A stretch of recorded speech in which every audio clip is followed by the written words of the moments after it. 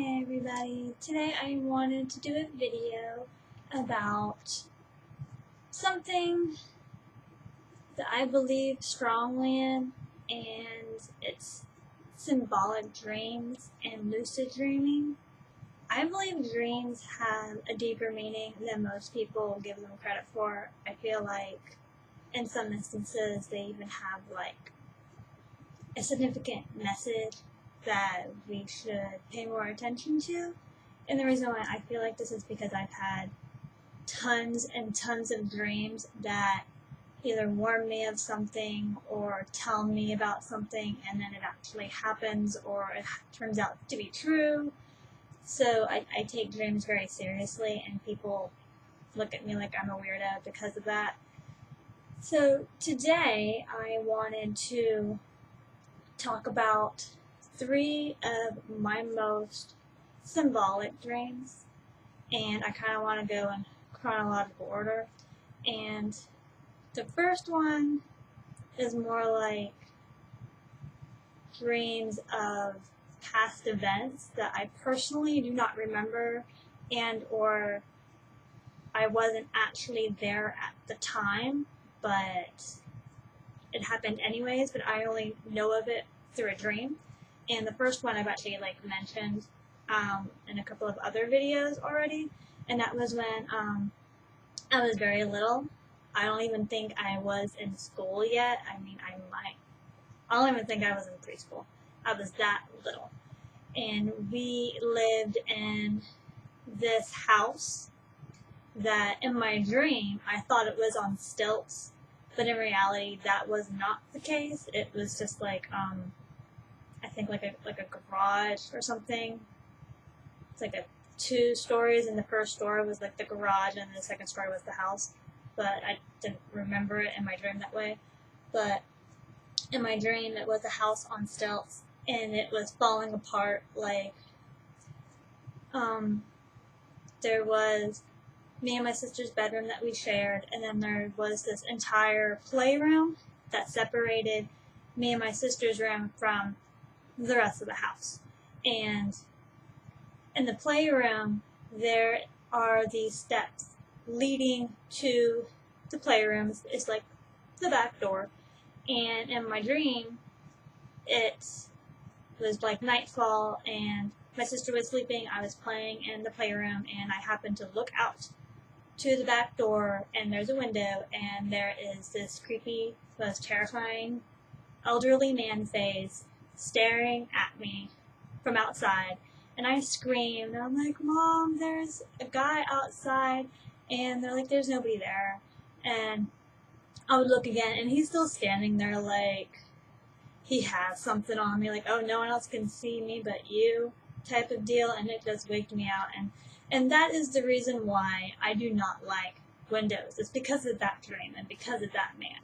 And when I told my mom about it when I got a little older, she told me about that place, and that, it was real, and that the place was actually falling apart where I, in my dream, remembered it being falling apart, and that it might have been haunted. Who knows? But that's the dream that I had. And then I had another dream, and it was something about my parents' car catching on fire and then falling off a cliff. And I don't know if the whole falling off a cliff part actually happened, but the car that I did remember dreaming about and then telling them about actually did catch fire, but I was not in the car. Like in my dream, I was in the car when it caught fire. That didn't happen, but like they were driving to or from work and it caught fire. So that actually did happen, but like a long, long time ago, and I don't remember it like as a memory. I remember it as if from a dream that actually happened. I don't know, it's kind of weird, but yeah. So that's like my first type of dream. And then the second one, I've kind of like referenced before in a couple of other videos, and this is the very first dream I ever had that I suddenly became a lucid dreamer.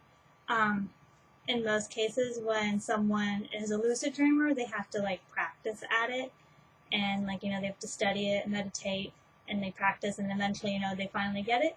That was not the case for me. What actually happened was, when I first moved to this house and the activity was escalating to the point where it was actually becoming almost poltergeist in a sense. And I had nightmares for like 2 years straight. Every single night I had nightmares. And within, I don't know if it was within a year of like being plagued by this negative entity that was plaguing my dreams and plaguing my physical reality, another entity came in and I feel like it was protecting me. Like it would intervene in my nightmares and it would protect me from the demon, the bad entity that was trying to chase me, kill me, make me miserable, both in my dreams and in reality. And I could feel both of them in reality in the physical plane. And eventually, within like the end of that whole 2-year period, I feel like the positive entity was making me stronger so that I was able to protect myself eventually. And at one point in one of my nightmares, it was chasing me, and I suddenly got very angry. I was so pissed off with the thing. I'm like, I am done with you trying to kill my ass. And I killed it. I chopped its head off. Like, I don't know how. I don't really quite remember. All I know is that I did manage to chop its head off. I killed that thing. And when I killed it, my life got better. I stopped having nightmares. Bad things stopped happening, like in my house, like those weird paranormal like situations. All of that stopped. And then the positive entity kind of faded away. When it was protecting me, I guess, I'd be sleeping and I would feel like, my room, the feeling of the room would change, and I knew that it would be there, and I would feel something like sit on the end of my bed, basically, and watch me sleep. And it never scared me. Like, I knew it was the positive entity that would come in my dreams and save me, or basically make sure nothing bad happened to me when I slept. And one night after I had that dream and I became a lucid dreamer and I was able to control my dreams, it came to the end of my bed, and then I felt it kiss my forehead, and it got really, really cold, and then it disappeared. And I felt like that was like a goodbye. Like the physical manifestation of that spirit guide was saying goodbye, that it didn't need me anymore. Like I didn't need it anymore. And since then, I actually never felt its physical presence.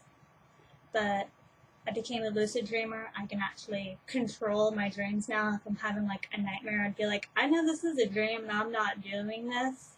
And then I just fly away.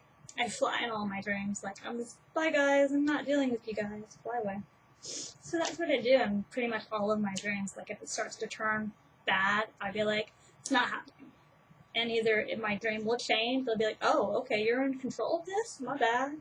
And it does what I want it to do. It always does what I want it to do, even if I have to try harder sometimes than usual to, like, let my dream know that I'm in charge.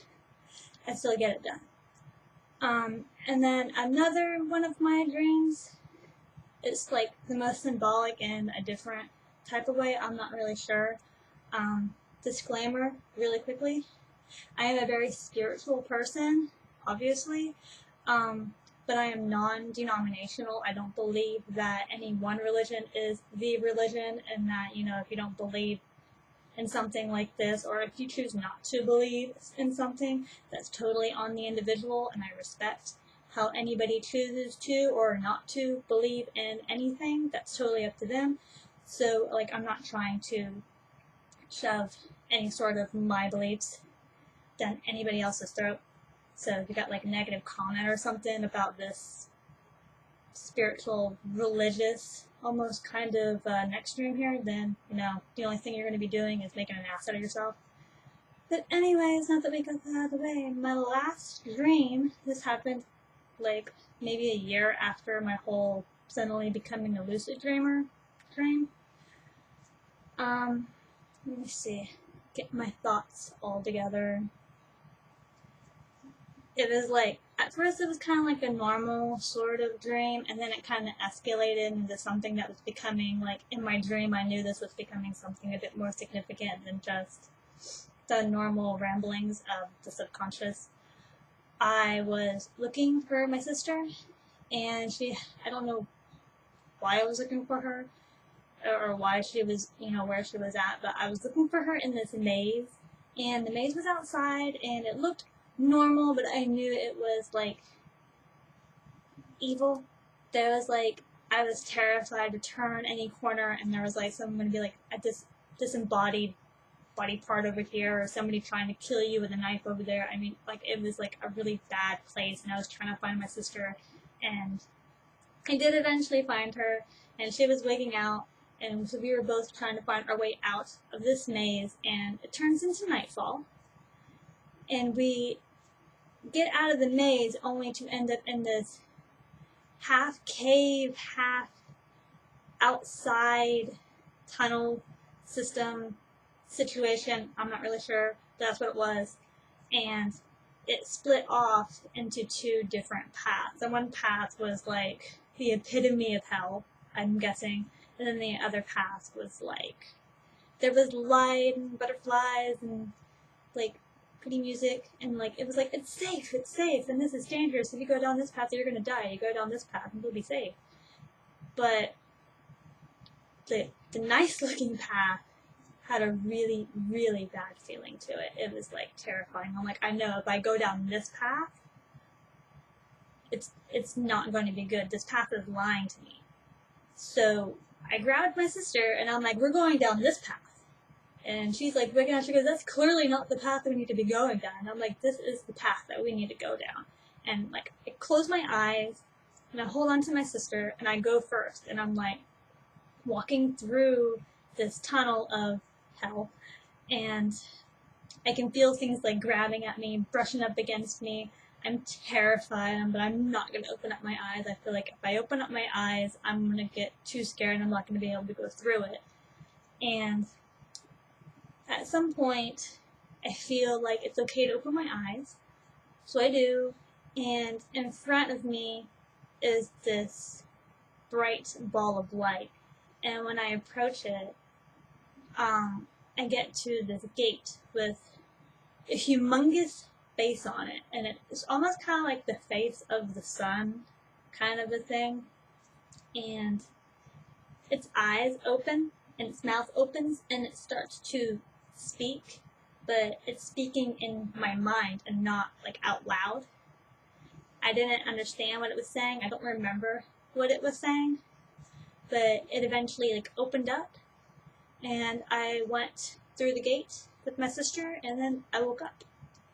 And I don't know what that dream was about, but I feel like it was the most symbolic dream I've ever had, maybe in like a reference to God, in my opinion, because when I was having that dream, and then like I was terrified throughout the entire thing until the very end, until I saw that face, that gate, and I was filled with such positivity, such enlightenment, such happiness, and safe, and like all the best feelings in the world was all combined into just staring at that and then walking through it. And I woke up, and I was like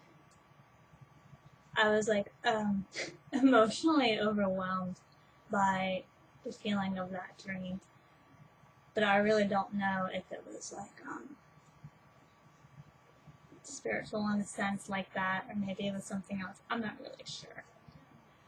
But yeah, that's a lot of talking about dreams. Anyways, that is my 3 most symbolic lucid dreams that I have ever experienced.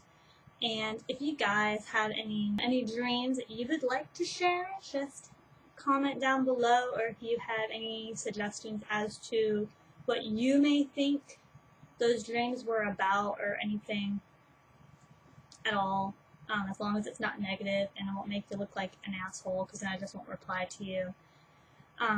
Just leave a comment. Also, if you liked my videos and you enjoy my videos, just like them, subscribe, and I will eventually keep posting more. And thank you guys for watching. I will talk to you guys later. Thanks. Bye.